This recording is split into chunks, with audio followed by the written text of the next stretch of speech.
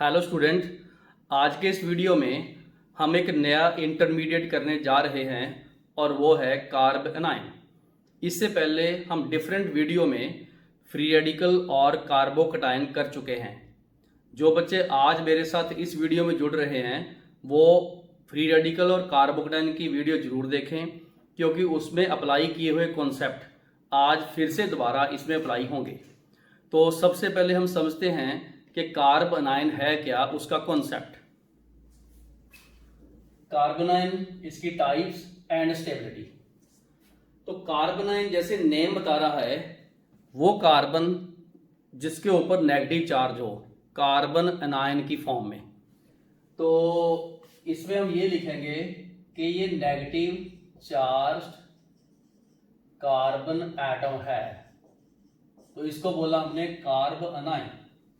ठीक, पहले मैं आपको कॉन्सेप्ट समझा दूं और आप ये जरूर नोट करना कि ये कौन सी कंडीशन में बनता है, क्योंकि हर जगह हर इंटरमीडिएट नहीं बनता। फ्री रेडिकल बनता है होमोलाइसिस में, नॉन पोलर में। कार्बोकटाइन बनता है पोलर मीडियम, हेट्रोलाइसिस और कटाइनिक या एसिडिक मीडियम में, इलेक्ट्रोफाइल अटैक करता है।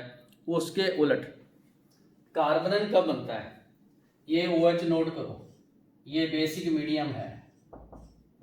ये OH नोट करो, ये भी बेसिक मीडियम है।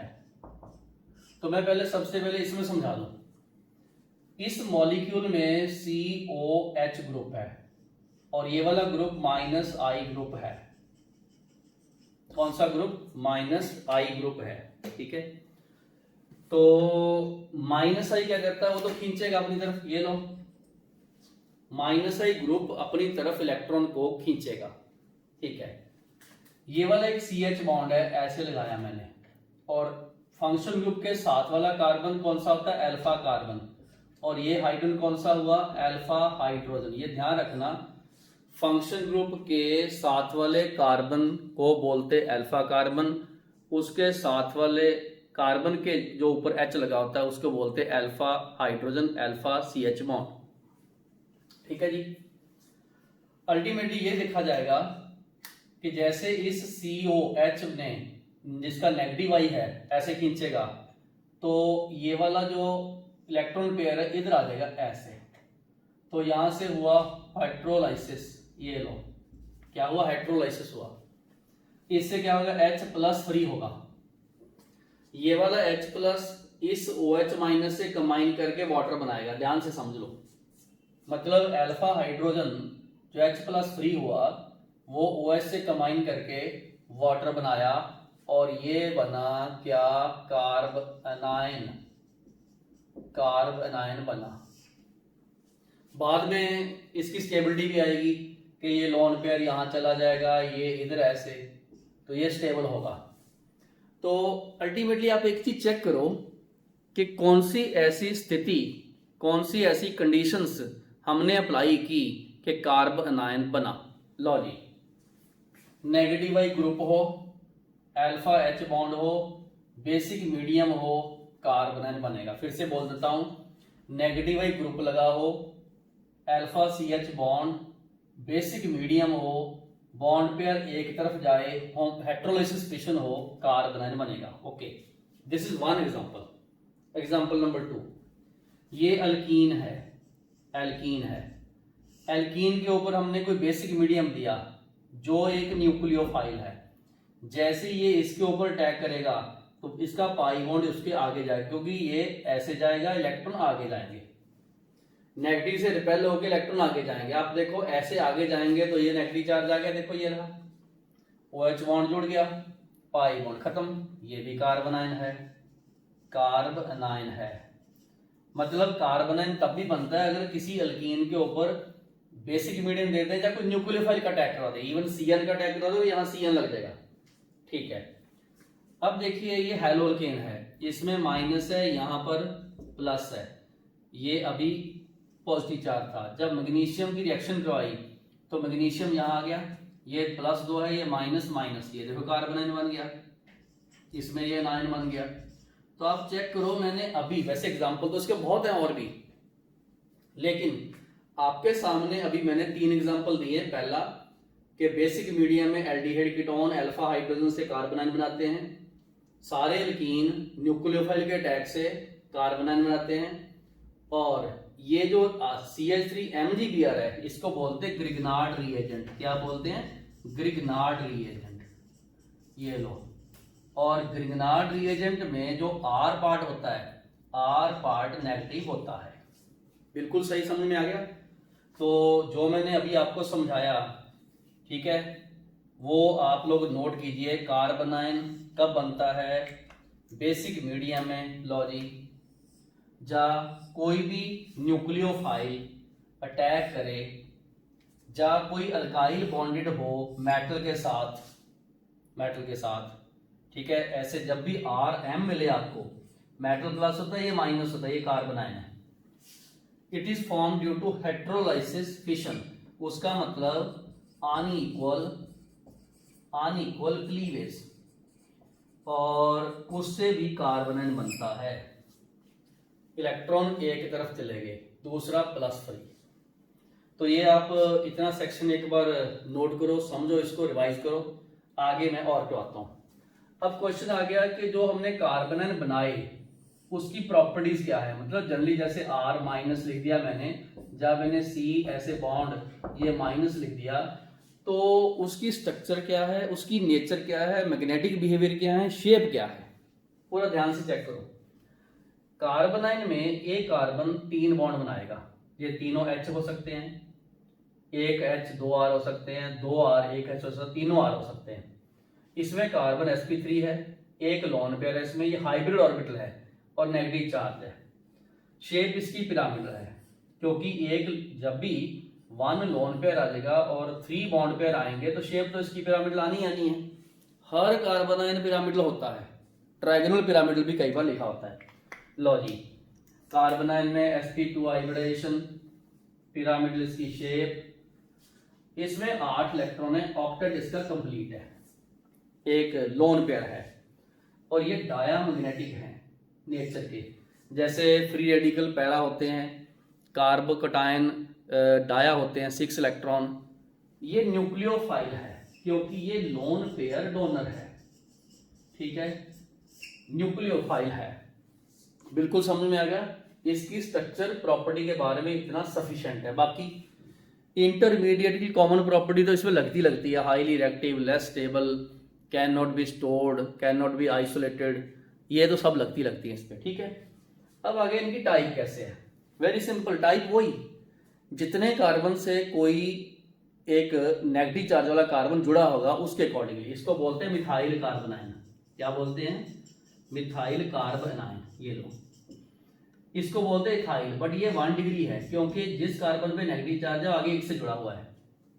ये वाला 2 डिग्री है। वैसे इसको बोलते हैं आइसोप्रोपाइल, 1 2 3 आइसोप्रोपाइल, क्योंकि सेंटर वाले से नेगेटिव चार्ज है। ये अब देखो, जिस कार्बन पे नेगेटिव चार्ज है वो 1 2 3 से जुड़ा है, ये 3 डिग्री कार्बन आयन है, 3 डिग्री। इसको विनाइल बोलते हैं। क्या बोलते हैं? विनाइल, ठीक है, ये वाला विनाइल होता है।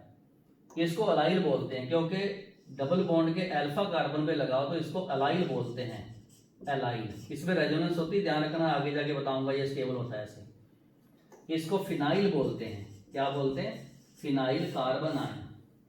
और ये तो फेमस है ही, बेंजाइल। क्या है? बेंजाइल। बेंजीन की साइड चेन में अगर नेगेटिव चार्ज हो इसको बेंजाइल बोलते हैं, बट ये बेंजाइल 1 डिग्री है। तो टाइप भी आप पहचान गए, ठीक। तो एक बार आप वीडियो रोको। इस सेक्शन में हमने बहुत इंपॉर्टेंट चीज की है कि कार्बन आयन बनता किन कंडीशंस में है, कार्बन आयन में कौन कौन से मीडियम चाहिए, कार्बन आयन की स्ट्रक्चर क्या है, कार्बन आयन के शेप कैसी है, हाइब्रिडाइजेशन कौन सी है, नेचर क्या है, और कार्बन आयन की टाइप क्या है, ठीक है। बिल्कुल। तो वीडियो एक बार रोको आराम से, बहुत इंपॉर्टेंट टॉपिक हम करने जा रहे हैं। और आगे जितने भी रिएक्शन मैकेनिज्म, रिएक्शंस कंप्लीट करनी है, हमें ये पहचानना है कौन सा इंटरमीडिएट बना और उससे कौन सा आगे प्रोडक्ट बनेगा और किस पे वो अटैक करेगा। वेरी इंटरेस्टिंग जीओसी का ये टॉपिक है। तो एक बार आप वीडियो रोको, इसको कंप्लीट करो, और अब हम आगे करते हैं कि कार्बोनाइन के कौन कौन से फैक्टर्स हैं उनको इफेक्ट करने वाले और ऑर्डर ऑफ स्टेबिलिटी के एग्जांपल। तो इस पार्ट में हम डिस्कस करेंगे कार्बोनाइन की स्टेबिलिटी और कौन कौन से फैक्टर्स कार्बोनाइन की स्टेबिलिटी को इफेक्ट करेंगे। सबसे पहले हम ये सोचेंगे कि कार्बोनाइन में है क्या। कार्बोनाइन में एक नेगेटिव चार्ज है, उसके पास एक लोन पेयर है, कार्बन के पास इलेक्ट्रॉन कंप्लीट है, ऑक्टेट कंप्लीट है। तो हमने कुछ ऐसे ग्रुप्स साथ में अटैच करने हैं कि वो जो नेगेटिव चार्ज है वो डिस्पर्स हो जाए, इसको बोलते हैं स्प्रेड हो जाए, फैल जाए, मतलब वो एक जगह पे ना रहे, वो दूसरे ग्रुप में डिस्पर्स हो जाए। तो नेगेटिव चार्ज को स्प्रेड करने में कौन से ग्रुप इफेक्ट करते हैं? Electron withdrawing group, electron withdrawing group. तो ये जो स्टेबिलिटी है ये directly proportional two electron withdrawing group है। विड्रॉ मतलब खींच लेना। कार्बन के ऊपर नेगेटिव चार्ज है, उसके ऊपर एक लोन पेयर है, उसको हमने दूसरे को देना है, स्प्रेड करना है, डिस्पर्स करना है। नेगेटिव चार्ज बाकी ग्रुप्स में डिवाइड होना चाहिए, वो उसकी स्टेबिलिटी को इंक्रीज करेगा। और जितने भी इलेक्ट्रॉन विड्रॉइंग ग्रुप है जैसे -I, -R, -H, ये स्टेबिलिटी को इंक्रीज करेंगे। और इसका उलट +I, +R, +H, ये सारे कार्बोनाइन की स्टेबिलिटी को डिक्रीज करेंगे, उसकी एनर्जी को बढ़ाएंगे। और प्लस वाले ग्रुप क्या करेंगे? उसके ऊपर नेगेटिव चार्ज और इकट्ठा कर देंगे, उसको बोलते हैं हम लोग इंटेंसिफिकेशन। तो नेगेटिव चार्ज स्प्रेड होना चाहिए और वो किससे होगा? इलेक्ट्रॉन विड्रॉइंग ग्रुप से। तो हम तीनों फैक्टर को 1 बाय 1 डिस्कस करते हैं। पहला फैक्टर है inductive effect, I effect. Carbanion has complete octet and 1 lone pair negative charge. ये ध्यान रखो, नेगेटिव आई ग्रुप जिसमें NO2 आते हैं, CH आते हैं, और लिख लो F आता है, Cl आता है, Br आते हैं, ये सारे ग्रुप। तो ये क्या करते हैं? ये इंक्रीज करेंगे स्टेबिलिटी ऑफ कार्बोनाइन, क्योंकि वो नेगेटिव चार्ज उसमें डिस्पर्स हो जाएगा। डिस्पर्स का मतलब फैल जाएगा। लेकिन उसके उलट जो पॉजिटिव चार्ज हैं, पॉजिटिव आई ग्रुप, आप सबको पता है, जैसे मिथाइल ग्रुप या इथाइल ग्रुप, ये वाले, तो ये क्या करेंगे? इंटेंसिफाई करेंगे। उसका मतलब नेगेटिव चार्ज को फैल नहीं देंगे, वो वहीं इकट्ठा कर देंगे एक जगह पे। बस उससे नेगेटिव चार्ज क्या हो गया? इंटेंसिफाई, और स्टेबिलिटी डिक्रीज होगी। यहां मैंने एक एग्जांपल लिया हुआ है जिसमें दोनों ही कुछ है। F इसमें -I ग्रुप है, मिथाइल इसमें +I ग्रुप है, ये वाला और ये वाला ये कॉमन है इसमें। ठीक हो गया? चेक करो, F का -I खींच लेगा ऐसे इसको, और ये इसको पुश करेगा +I। तो अल्टीमेटली अगर आपको ऑर्डर ऑफ स्टेबिलिटी पूछा जाए तो आपने ये आंसर लगाना, +I की लेस स्टेबिलिटी, -I ने स्टेबिलिटी बढ़ा दी, तो इससे क्या हुआ? स्टेबिलिटी इधर को इंक्रीज होगी। तो ये आप एक चीज नोट कर लो, बस इस पूरे इस सेक्शन में ये वाली चीज आपने ध्यान रखनी है। Electron withdrawing group increase the stability, electron donating group decrease the stability of carbanion. दूसरा है रेजोनेंस। अब रेजोनेंस कॉन्जुगेशन में होती है, और रेजोनेंस में नेगेटिव चार्ज डिस्पर्स होता है, लेकिन उसमें भी ग्रुप का इफेक्ट है। पहले तो हम ये देखेंगे कि due to resonance there is a dispersal of delocalisation. इसका मतलब होता है एक जगह पे नहीं फैल जाना, लोकलाइज का मतलब होता है एक जगह पे रहना, डी का मतलब फैल जाना, स्प्रेड होना, अलग अलग जगह पे रहना नेगेटिव चार्ज। पर उसमें ध्यान रखना, आपने क्या ध्यान रखना, जितने भी -R ग्रुप्स हैं वो तो इलेक्ट्रॉन विड्रॉइंग में आएंगे ही, जैसे नाइट्रो हो गए, एल्डिहाइड हो गए, ये -I भी है, -R भी है। ठीक है, ये करेंगे इंक्रीज द स्टेबिलिटी। लेकिन जो +R हैं जिसमें ये आते हैं और ये आते हैं, वो करेंगे डिक्रीज द स्टेबिलिटी। कारण क्योंकि कार्बोनाइन के पास पहले इलेक्ट्रॉन पूरे हैं, मतलब उसके पास इलेक्ट्रॉन पहले ही कंप्लीट हैं, उसको हम और नहीं दे सकते। कार्बन की वैलेंसी पूरी है 8 इलेक्ट्रॉन, तो ये ग्रुप उसको डिस्टेबलाइज करेंगे। अब देखिए, मैंने एक एग्जांपल लिया, इसमें CH2 है, इसमें भी है और इसमें भी है। देखो, तो अगर मैं इनकी रेजोनेंस बनाऊं तो क्या करूंगा? मैं इस बॉन्ड को इधर शिफ्ट कर दूंगा और ये लोन पेयर यहां आ जाएगा। ये देखो, इससे क्या होगा, अगर मैं इधर ही स्ट्रक्चर बनाऊं, O के ऊपर -4 सिंगल बॉन्ड, यहाँ N, ये कोऑर्डिनेट बॉन्ड, डबल बॉन्ड, और ये बन गया CH। तो आप चेक करो कि नेगेटिव चार्ज यहां से जाके O के ऊपर चला गया, वो तो ठीक है, स्टेबिलिटी है, ये एक रेजोनेटिंग स्ट्रक्चर बन गई। इसका मतलब इससे तो ये ज्यादा स्टेबल हो गया। उसके बाद यहाँ क्या हुआ, इस O का +R फैक्टर, ये क्या करेगा, ऐसे इलेक्ट्रॉन देगा, इसको आगे दे देगा, उसके बाद पहले रिच है, तो स्टेबिलिटी +R कम करता है। उसने क्या किया, इलेक्ट्रॉन डेंसिटी यहाँ और बढ़ा दी, होना क्या जगह इधर को आनी चाहिए थी, जैसे इसमें आई है, तो इधर को स्टेबिलिटी कम होगी, तो ये फिर वही -R इसमें आ गया, ठीक हो गया बिल्कुल।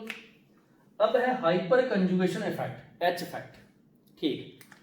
तो इसमें भी ये ध्यान रखना, -H वाले जैसे CF3 है, CCl3 है, ये ग्रुप की स्टेबिलिटी को इंक्रीज करेंगे, और अगर लगा दें +H वो डिक्रीज करेंगे।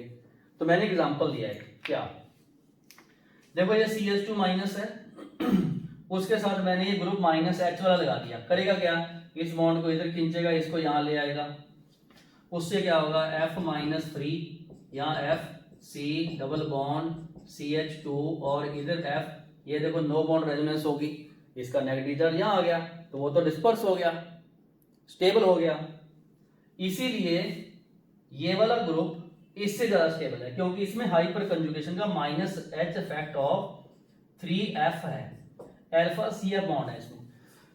तो हमने अभी तक 3 फैक्टर जो कार्बन आयन की स्टेबिलिटी को इफेक्ट करते हैं वो पढ़े हैं, और तीनों फैक्ट में एक सिमिलरिटी है, सारे माइनस हैं, -I और -R and -H। Electron withdrawing group carbon ion की स्टेबिलिटी को इंक्रीज करेंगे, ये इस सेक्शन का क्रक्स है, कंक्लूजन है। तो आप एक बार वीडियो रोको और समझो ये सारी चीजें, जो चीज मेन है, ग्रुप की पहचान आपको आनी चाहिए।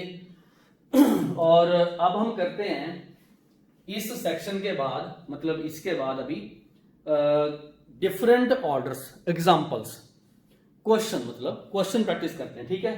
तो शुरू करें क्वेश्चन प्रैक्टिस, जिसमें हम लोग कार्बन आयन की स्टेबिलिटी के ऑर्डर करेंगे। अब हम करेंगे कार्बन आयन की ऑर्डर ऑफ स्टेबिलिटी के बहुत इंटरेस्टिंग क्वेश्चंस, जिसमें सारे +R -R और जो +H -H या I सारे मिक्स हैं, हमने इफेक्ट्स लगाने हैं। तो शुरू करते हैं। पहला क्वेश्चन, आप सभी जो बच्चे मेरी वीडियो देख रहे हो वो ये क्वेश्चन पहले उतारो, आराम से इनके ऑर्डर लिखो, इंक्रीजिंग डिक्रीजिंग, ठीक है। तो जैसे मैं इसको पहले फर्स्ट लिख देता हूँ, ये मैंने सेकंड लिखा, इसको मैंने थर्ड लिखा, और ये लिखा 4। ऐसे आप सबकी नंबरिंग कर लो, 1 2 3 1 2 1 2 3, इस तरीके से 1 और 2 1 2 3 ऐसे नंबरिंग कर लो, और अपने आंसर्स ऐसे इधर ब्रैकेट में लिखने हैं आपने, इस तरीके से ब्रैकेट में लिखने हैं, ठीक है। तो वीडियो को पॉज करो एक बार, पूरा ध्यान से ये क्वेश्चन उतारो, उसमें इफेक्ट लगाओ, कौन सा इफेक्ट किस तरीके से है। एक बात का ध्यान रखना, इलेक्ट्रॉन विड्रॉइंग ग्रुप स्टेबिलिटी को इंक्रीज करेगा, और जो इलेक्ट्रॉन डोनेटिंग ग्रुप है वो स्टेबिलिटी को डिक्रीज करेगा। ओके, वीडियो रोक लो और ये सारा उतारो। तो शुरू करते हैं। पहला क्वेश्चन, फर्स्ट क्वेश्चन में C के ऊपर नेगेटिव चार्ज है, और ये जो CH3 है ये सब +I ग्रुप है, ये लो +I ग्रुप है, ठीक है। ये सब ऐसे डोनेट करेंगे, और इसमें तो पहले नेगेटिव चार्ज है, इन्होंने और इंक्रीज कर दिया, ये तो बहुत कम स्टेबल है, इससे ज्यादा स्टेबल ये, क्योंकि +I इफेक्ट सिर्फ 2 ग्रुप हैं, फिर इसका +I सिर्फ एक का है, इसका तो है ही नहीं। इसका मतलब अगर अपने स्टेबिलिटी का ऑर्डर लिखें तो इधर को इंक्रीज, एक फंडा भी है क्या, कार्बोकटायन में जो स्टेबिलिटी का ऑर्डर था 1 डिग्री 2 डिग्री 3 डिग्री, इसमें उल्ट होता है। कैसे, ये 3 डिग्री से ज्यादा 2 डिग्री से ज्यादा 1 डिग्री से ज्यादा मिथाइल कार्बोनाइन ऑर्डर है, ये ऑर्डर फ्री रेडिकल और कार्बोकटायन का उलट ऑर्डर होता है, रिवर्स होता है, उसमें इधर को इंक्रीज होता है, इसमें इधर को इंक्रीज होता है। ठीक। क्वेश्चन नंबर 2, यहां पर क्या है, ये ग्रुप तो आपको सब में देखते ही देखते हैं। हाइब्रिडाइजेशन देखोगे sp3 है, इसकी हाइब्रिडाइजेशन देखोगे sp है, तो परसेंटेज s कैरेक्टर इसमें, परसेंटेज s कैरेक्टर इसमें 50% है, मैक्सिमम है। और इसकी इलेक्ट्रोनेगेटिविटी जिसको हम -I लेते हैं वो मैक्सिमम है। इसका मतलब अगर अपने ऑर्डर ऑफ स्टेबिलिटी देखें तो इधर को इंक्रीज, क्योंकि यहां पर sp2 इधर sp3, इस साइड को इलेक्ट्रोनेगेटिविटी ऑफ कार्बन इंक्रीज हो रही है जो इसके साथ जुड़े, ये वाला ये वाला ये वाला। तीसरा, ये प्रोपाइल है, कार्बन है, इस ग्रुप का +I इफेक्ट, लेकिन इस ग्रुप का जैसे ये लोन पे इधर जाएगा तो इसका ग्रुप का अगर +R इफेक्ट लगाऊंगा ये -R हो जाएगा, इसमें रेजोनेंस आ गई। तो अगर मैं ये देखूं इससे कौन ज्यादा स्टेबल, तो ये वाला ज्यादा स्टेबल, क्योंकि इसमें रेजोनेंस आ गई, देखो रेजोनेंस से स्टेबल हो गया। ठीक है, इसमें रेजोनेंस नहीं है, इसमें सिर्फ +I इफेक्ट है। +I वाले क्या करते हैं, वो तो स्टेबिलिटी कम करते हैं, -R वाले क्या करते हैं, स्टेबिलिटी इंक्रीज करते हैं। अगर अपने इसकी रेजोनेटिंग स्ट्रक्चर देखें तो वो ऐसी आएगी। ठीक है, ये आएगी, डबल बॉन्ड उधर चला गया और नेगेटिव चार्ज यहां आ गया, तो मतलब 2 स्ट्रक्चर बन गई, इसका मतलब स्टेबल। इसमें ये वाले में क्या है, ये सब 2 डिग्री है, 2 डिग्री 2 डिग्री 2 डिग्री, इसमें नो रेजोनेंस, रेजोनेंस नहीं है। इसमें क्या है, अगर मैं ये लोन पेयर यहां ले आऊं तो ये इधर चला जाएगा, इसमें ये बनूंगा 2 रेजोनेटिंग स्ट्रक्चर। इसमें क्या करूंगा, एक यहां ले आऊंगा, इधर नेगेटिव चार्ज, आगे ले जाऊंगा इधर नेगेटिव चार्ज, इसमें लिखूंगा मैं 3 रेजोनेटिंग स्ट्रक्चर। तो stability number of resonating structure पर डिपेंड करती है, इसमें कोई नहीं है, इसमें 2 है, इसमें 3 है। तो इन सभी में ये ऑर्डर इंक्रीज हुए जा रहे थे, लेकिन कॉन्सेप्ट बिल्ड करो। पहले वाले में डिसाइडिंग फैक्टर +I इफेक्ट, दूसरे वाले में परसेंटेज S फैक्टर, तीसरे वाले में रेजोनेंस है, रेजोनेंस नहीं है, चौथे वाले में रेजोनेंस के साथ साथ नंबर ऑफ रेजोनेटिंग स्ट्रक्चर भी देखी हमने। यहां तक समझ आ गया, मैच करो इनके आंसर। पांचवा, इसका है +I इफेक्ट, ये देखो, लेकिन इसमें क्या है, अगर मैं इसको यहां ले आऊं और इसको इधर ले जाऊं, इसका -R इफेक्ट, इसकी ज्यादा, क्योंकि वो जो ग्रुप है वो रेजोनेंस के कारण इसकी स्टेबिलिटी इंक्रीज करेगा। तो इसका मतलब ये 1 है अगर और ये वाला 2 है, तो इस 1 से 2 वाला ज्यादा। समझ आ गया सबको, बिल्कुल क्लियर। ठीक है, अब इसमें चलते हैं। ये सब बेंजाइल है, बेंजीन के ऊपर CH2, बेंजीन के ऊपर CH2, बेंजीन के ऊपर CH2, बेंजाइल है। होता क्या है कि इसने इधर को आना है, इधर को ऐसे, लेकिन उसके उलट ये वाला ग्रुप क्या करता है, ये +R ग्रुप है, ये इलेक्ट्रॉन को उल्टा चलाता है, वो इधर आना चाहता है, ये उधर को जाना चाहता है। ठीक है, ये इधर आ ही जाएगा, ये उल्टा चल रहा है ऊपर को, और ये क्या है, ये तो बहुत स्मूथ है, ऐसे गया ऐसे गया, यहां आया, ये देखो इधर पहुंच गया। NO2 group ortho and para पर -R शो करेगा, और इस पे लिख दो अगर मेटा पर है तो -I शो करेगा। ये वाला ग्रुप इसके अगर पैरा पे है, ऑर्थो एंड पैरा पर है तो +R शो करेगा, अगर मेटा पर है तो -I शो करेगा, क्योंकि रेजोनेंस ऑर्थो एंड पैरा पे लगती है और मेटा पे I तो लगता ही है हर जगह, वो तो कहीं लगा लो, इंडक्टिव इफेक्ट तो हर जगह लगता है, वो पोजीशन स्पेसिफाई नहीं होता, उसने यहां भी लगना, इधर भी लगना, इधर भी लगना, लेकिन रेजोनेंस कहां लगते हैं, ऑर्थो के बाद इसको स्किप करता है पैरा पे, फिर इसको स्किप करता है, फिर ऑर्थो पे। तो ये इस तरीके से ये आ गया ऑर्डर। सातवां, ये बेंजाइल है, इसमें इधर रेजोनेंस आई ऐसे, यहां पहले आई, इसकी स्ट्रक्चर है 5 स्ट्रक्चर्स, एक अकेले की 5 है। ठीक है, 5 है। अब जब एक बेंजीन लगाया तो 5 हुई, तो यहां तो इस बेंजीन को तो फिनाइल बोलते हैं, यहां तो 2 आ गई है, देखो ज्यादा तो होंगी। अब यहां तो 3 आ गई, ट्राईफिनाइल कार्बोनाइल, डाईफिनाइल कार्बोनाइल और ये है बेंजाइल कार्बोनाइल। तो इसमें ये देखा हमने कि जितनी बेंजीन रिंग हम ज़्यादा लगाते जाएंगे उतनी स्टेबिलिटी ज़्यादा आएगी। ये बात मेरे ख्याल से बिल्कुल क्लियर समझिए।